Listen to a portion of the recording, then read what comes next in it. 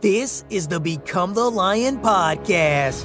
If you are aiming to become the top in your industry, not second, not above average, the top, then you have come to the right place. Become the Lion will provide you with weekly insights and motivation needed from our guests on how to escape the common herd that society lives in. If you're looking to change your life, then get ready. Welcome to Become the Lion.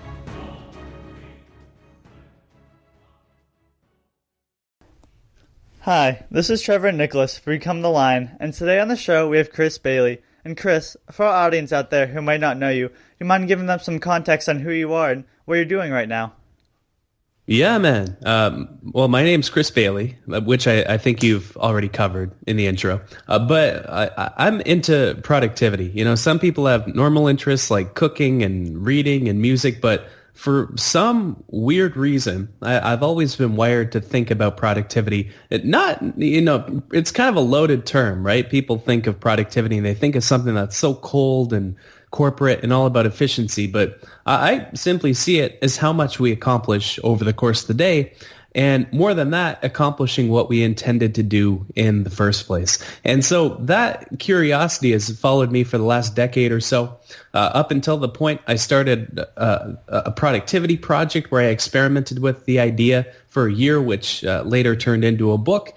And now I'm traveling around the world doing talks to anyone who will listen to me, which happens to be more than a few people. You know, it used to be that my friends and family were sick of hearing me listen to me talk about productivity, but now I get to travel around and chat about productivity with people, and I have the book out, and I also have a website called The Life of Productivity.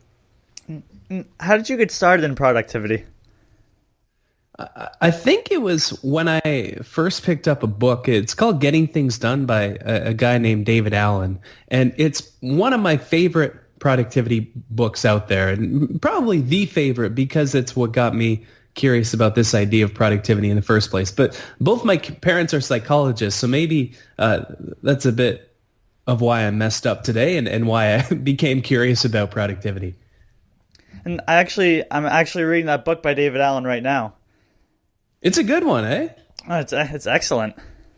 It's a bit dry at some points, but it's weirdly motivating for a book that's so dry. And you know, the process of the productivity project was such that it let me filter out the stuff that actually works, that actually lets us to become more productive, against the stuff that doesn't. And I found that his lessons and his approach to everything, it sticks with you. It kind of lives in the background of what you do, but it's one of those that, here's the thing about productivity advice that I found is it's one thing to read about it, but you have to make all that time back and then some, or else you're basically just looking at productivity porn. And there's a lot of that out there, these life hack type advices and things of that nature, but his sticks with you and you do earn that time back. Do you think too many people read about productivity but just don't implement it into their life? Yeah, I think so. And, I've fallen into that trap a bunch of times in the past. I'm not ashamed to admit it because it's fun to read about. It's fun to read about people's daily rituals and daily schedules and all that. But at the end of the day, what makes the biggest difference is what will allow you to get more done over the course of the day, more meaningful things, more impactful things. And a lot of that, there's some advice tie a string to your shoe and to your watch and, you'll become more efficient.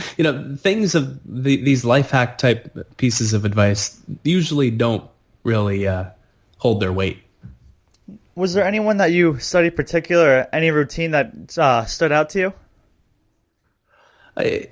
I think waking up early was a good example of this. And, one of the experiments I conducted in the project, it was to wake up at 5:30 every morning for a few months. So this was one of dozens of the weird-ass experiments I conducted.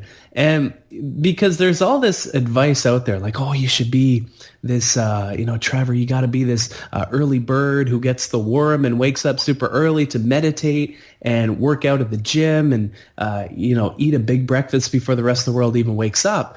But in practice, there's no difference in our socioeconomic standing depending on what time we wake up at. So, one person could wake up at 5:30 and another person could wake up at 8:30 or 9:30, and each might accomplish the same amount over the course of the day. It really is becoming more deliberate about what we do after we wake up that makes the biggest difference. And so that's one piece of advice that I found is, a lot of these schedules and waking up early, they sound good on the surface, but anyone who kind of gives blanket productivity advice is usually, BSing you to some extent, because we're all wired so differently to have different amounts of energy over the course of the day that we really need to account for who we are when we invest in our productivity.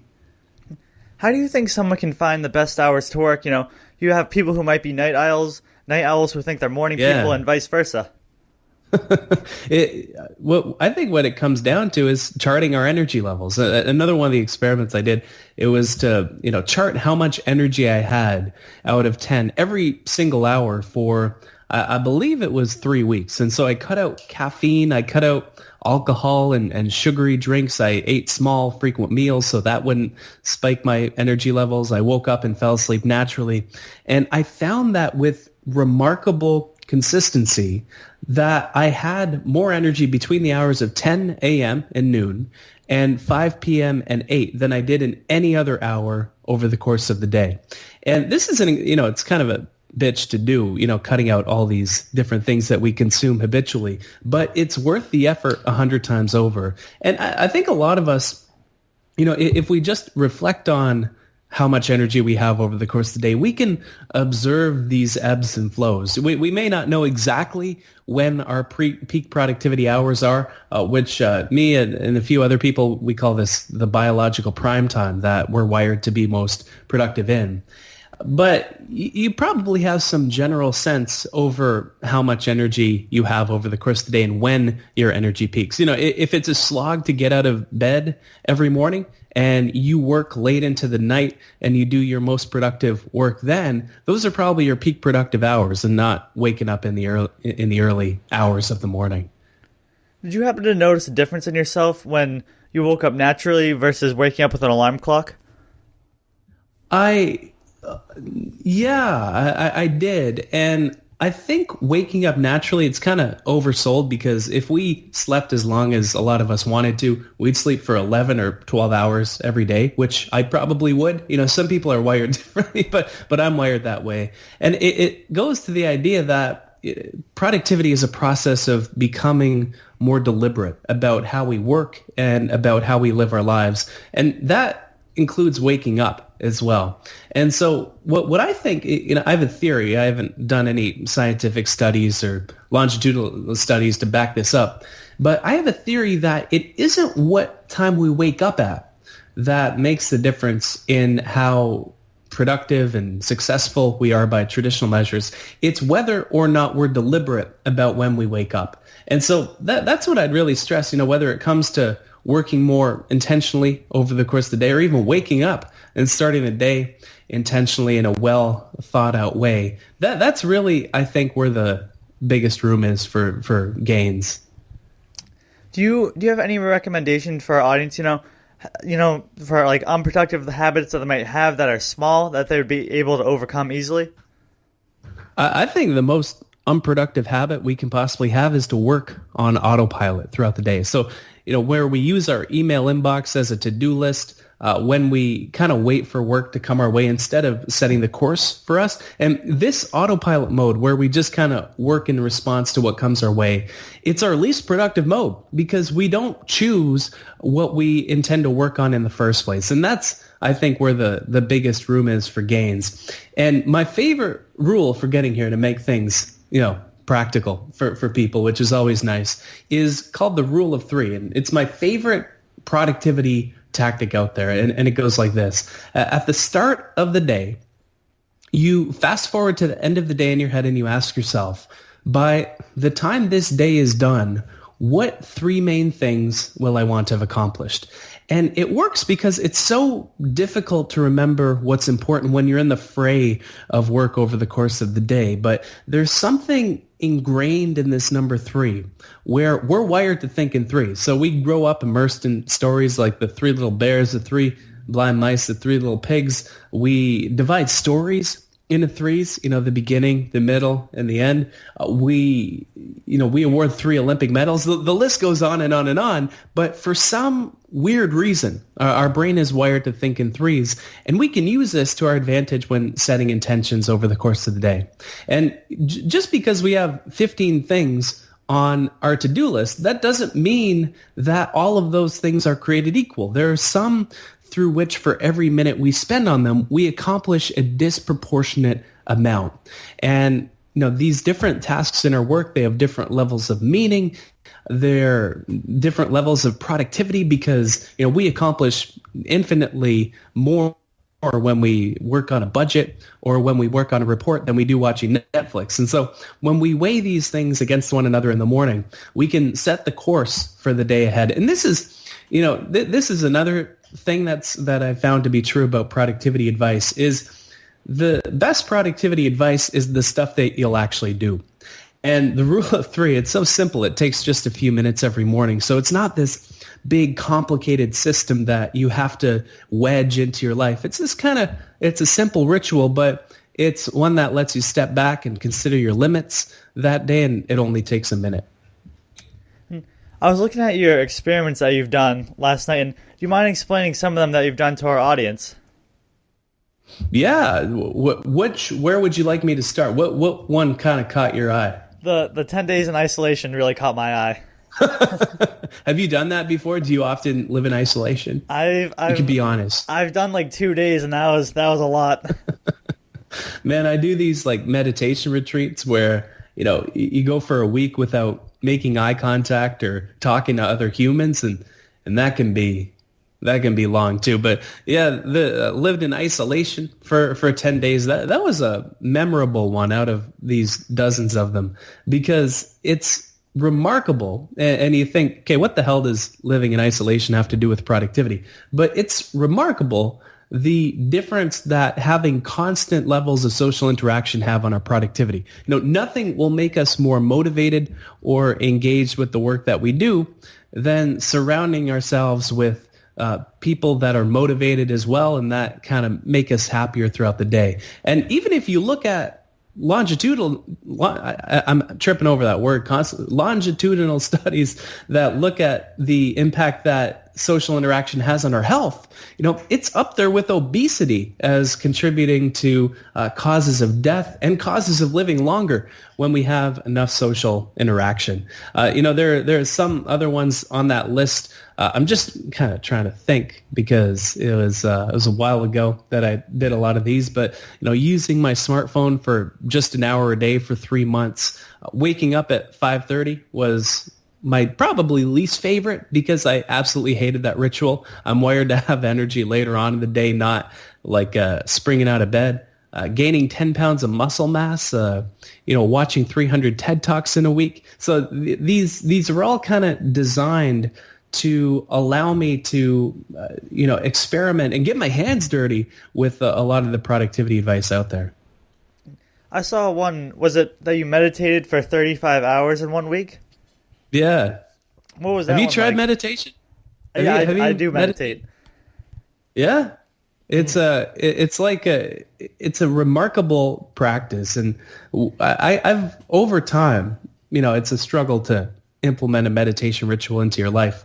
But over time, I've started to see it as, that old Windows XP disk defragmenter where, it rearranges the blocks on your hard drive and it makes it more succinct and more cohesive. I kind of see meditation as being like that for our thoughts. It's this time to step back from all these thoughts and the perceptions and the feelings and emotions that we so often get caught up in over the course of the day and really think, okay, let's just be quiet and let's calm down a little bit. And that week, it was remarkable. And I chatted about this in a TED Talk I did a little while ago if people want to check it out.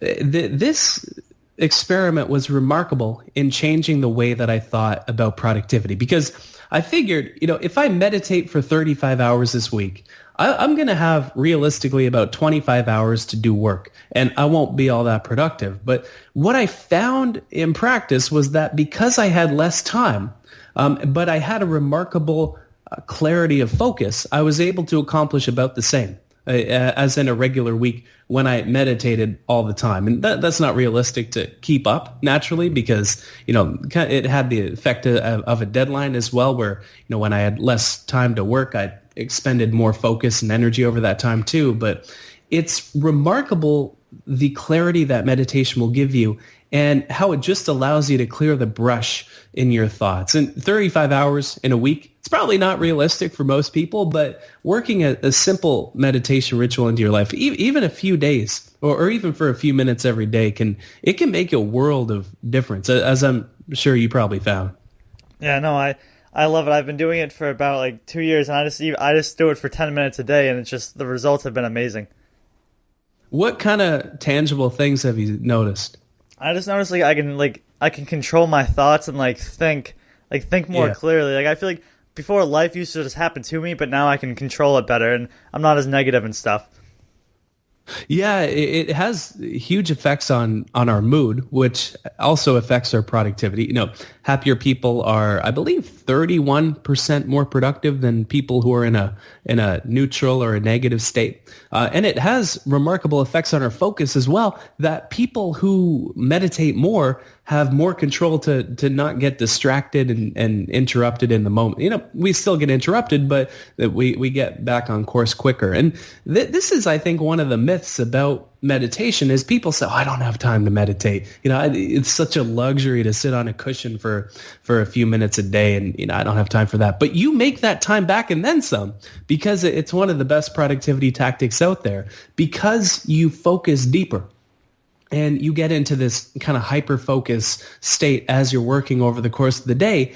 That allows you to get more work done in a shorter amount of time. And so I really do believe, now, if you meditate for 8 hours a day, you probably won't get much done, in the remaining hour or two you have left. But if you have a daily meditation practice, I really do think you earn that time back in how much more efficiently you work. Do you have a certain time frame for when you meditate? Do you do it in the middle of the day, beginning, or the end of the day?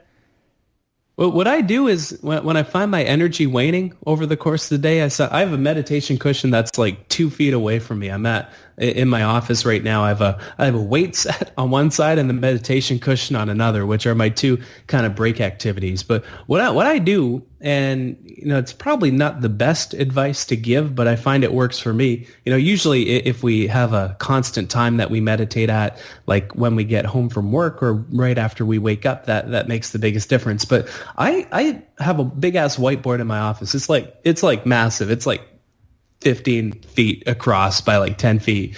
But what I do is I put the number 30 on there at the start of the day. And over the course of the day, as I find little gaps between meetings and when I might get a coffee regularly or just recharge, I sit on the cushion, and for however many minutes I have, if I've got 15 or 20 minutes, I just subtract that from the 30 so that I get 30 minutes by the end of the day. And so that's how I take breaks throughout the day too. Because I figure, we have to take breaks to recharge, so why not meditate at the same time? It's kind of a nice centering ritual throughout the day.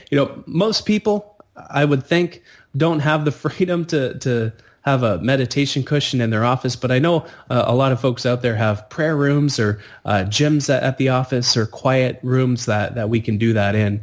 And so the advice I'd give, though, is to pick a consistent time or a time that's adjacent to something else that we already do, that's already become a habit. So we can do it before going to the gym or after coming home from work or before going to bed or after waking up. And that really, because you tie it to another habit in your life, it kind of connects those neurological pathways in your brain so that you associate the behaviors with one another. It's gotten to the point in my life now, if I don't do it during my day, I feel like something's wrong. Yeah, precisely. It's It's remarkable. And if I'm doing like a big talk or something, or I'm deep in a project, I'll make sure I meditate more so that I can, because it doesn't change what you experience, right? People think, oh, meditation is going to turn me into a hippie and I'm not going to get anything done. I care so much about productivity now. I'm not going to care about it after I meditate. But it not only lets you focus deeper on what's important, but it lets you de-stress. And so you experience less stress around your experiences. But even though it doesn't change what you experience, in my practice, I found that it changes how I relate to what I experience. And so I still get nervous before a talk, if I'm giving an especially large one or something along those lines. But I see those nerves as something that comes and goes and as something that will vanish the moment I walk onto the stage. Or if I'm going into a big project in my work, like with my last book or with projects that are coming up, I make sure I meditate more so that I can focus deeper when that time comes around. And so that when I experience stress around that project, because you experience stress if you're working on a book with a traditional publisher and you have deadlines and things like that.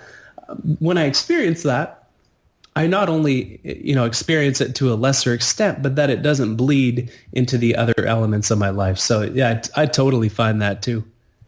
Chris, I wanted to ask, most people just go throughout their they just go out through their entire day and don't really pay much attention to it. But how important do you think having a daily routine is for someone's success?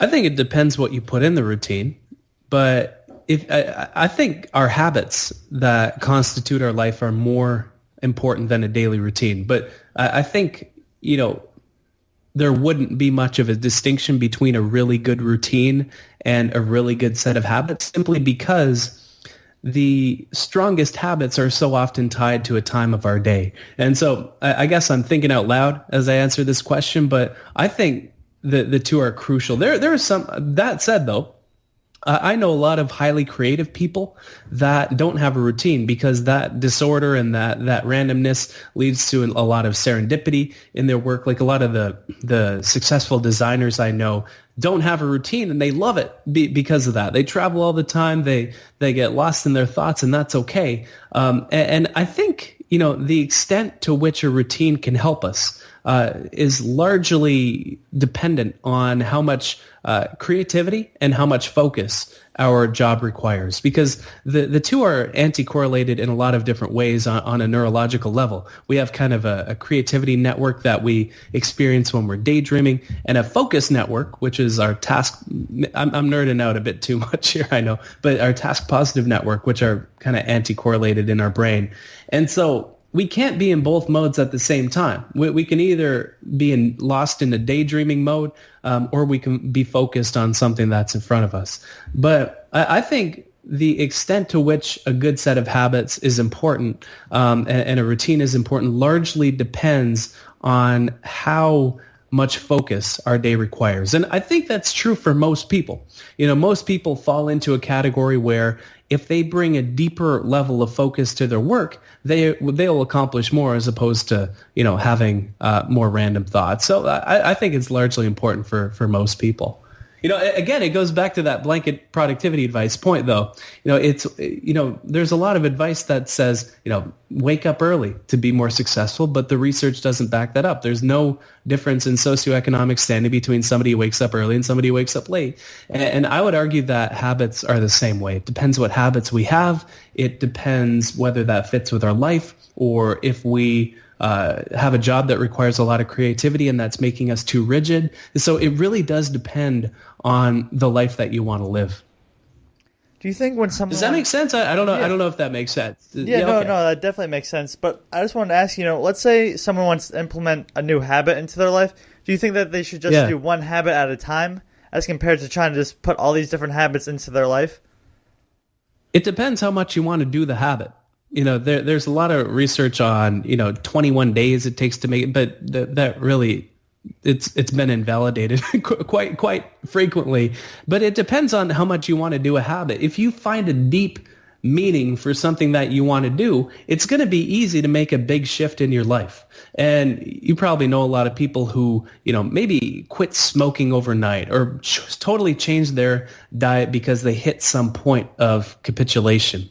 And so I think when we have a deeper meaning behind a change that we want to make, we need to regulate our behavior a lot less frequently because we don't need to expend willpower to make it. And so I think big changes are great if we're connected to a deeper meaning behind what we want to do, and we deeply question why we want to make a change in the first place. And, I go back to the waking up at 5:30 example all the time because I didn't have a deeper meaning for why I wanted to make it. And I think that's why I fell flat on my face. It wasn't a change that I wanted to make on a deeper level. My reasons for making it, and this is so often the case around New Year's, especially, and around any changes that we try to make to our life, the idea of making a change is almost always more attractive than the process of making that change and turning that change into a reality. Whether it's waking up early, whether it's eating better, whether it's forming a new workout routine.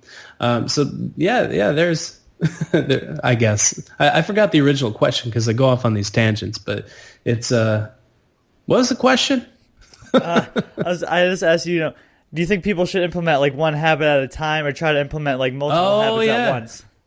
Man, I veered way off course. Yeah, I think it depends on how much you actually want to make those. If they're related and you have a deep meaning for making those habits, I think it's okay to make a few at a time. But people, this is a case where becoming aware of the way you're wired is important because you have a lot of data for the habits that you've tried to make in the past. You know when you failed, you know when you've succeeded, you knew when a change was meaningful and when it was just the idea of making the change that you wanted. And so when you look back and you see, okay, I failed a lot at making these big habits, but the small ones almost always stick. Or maybe it's not the small habits that stick, but it's making incremental improvements to the habits you have already that stick. So making food substitutions as an example. So I'd recommend doing that, first of all, instead of listening to some productivity guy's advice, look back on all the changes you've made in the past or tried to make, the things that failed, the things that succeeded, that are related to the change that you're trying to make. So consider that, and I'd recommend considering whether you have that deeper meaning as well. Do you think food plays a factor in the energy levels that you have throughout the day? Oh, yeah. Yeah, food is the fuel that we burn in order to get stuff done. And if we, we've all experienced that effect where we have that, we eat a massive lunch with our team and then our energy craters after that. So, we experience these dips and these troughs and these peaks around whether we consume caffeine or whether we consume alcohol, which have interesting effects on our productivity and creativity and what we eat as well. So putting good burning fuel into our body and, that eating smaller meals, eating less meat if we can, eating a whole foods diet. I find this is one of those areas. And this is a question I get quite a bit is, what advice, do you follow all the advice that you give? And this is one of those that I find the most difficult to follow is eating more healthily throughout the day. I love food more than anybody on the planet, I think. And so this is the toughest one for me to follow. But I invariably find that the better the fuel I put into my body, the more productive I am. I wanted to ask you, what do you think the difference is between being busy and being productive? Well, we can be busy and not accomplish anything. If we were busy, receiving phone calls and answering email all day long, we might not accomplish anything. So busyness, when you think about it, is not all that different from laziness when it doesn't lead you to accomplish anything. It's sort of like an active laziness, whereas accomplishment, it's at the end of the day, what are we left with because we lived a day of our life? And I equate accomplishment really, more with productivity than I do busyness. But the trap that a lot of us fall into is so often we look towards how busy we are as a sort of proxy for how productive we are over the course of the day, even though how busy we are doesn't really make an impact on how productive we are. And I take a lot of pride in the fact that, I'm not that busy, because I've figured out what's important in my work, and I've done my best to eliminate and delegate and shrink everything else, like email, like meetings, like conference calls, and things of that nature. And so I think deliberateness extends to that level too, figuring out what's important so that we're not just busy on what's unimportant. Do you think sometimes people overthink that they're so busy that they don't even get their work started? In what way? What do you mean by that? Let's say they have they create a to-do list with 20 things to do, and they just get fear by paralysis, and they just don't know where to start. I think so, yeah. And it's funny the effect that not working with intention has on the way, not only the way that we work and how much we accomplish, but on other things too. So this is something I find is that when we feel guilty about the work that we do, or when we feel kind of this, that guilty and that kind of stress feeling where you're just kind of doing busy work over the course of the day, it's remarkable because this guilt fills the vacuum of this lack of intentionality. And so the more often we work with intention, the less guilt and the less empty busyness that we do. And, when I look back to the most, and, you can kind of think about this too, when you look back to the most productive periods of your life, you didn't work on autopilot in response to what came your way. You were probably just working on one thing at one time. You were working on, very few things that day. You had a clear signal for what's important. And that feeling can be created when you work with more intention throughout the day, like with the rule of 3 and like with these, with a simple intention setting rule like that. But that's why it's so important. A to-do list is powerful in so far that it lets you capture everything on your plate, but it won't tell you what's important. And that's why actively deciding what's important every day is so crucial. What are some of the distractions you think that take people away from their work? How I like to look at distractions is by breaking them down by two things. And this includes distractions as well as interruptions. The first is whether or not we have control over the distraction or the interruption. And the second is whether or not it's annoying, so whether it's kind of unwelcome or whether it's fun. And so you can kind of divide it into a 2x2 grid in your head, annoying, fun, and or control and not control. And the distractions that we can't control, people coming to our office and saying, hey, you want to grab lunch with the team? Everybody's going. We can't really say no to that, so we have to deal with that interruption, but it's fun.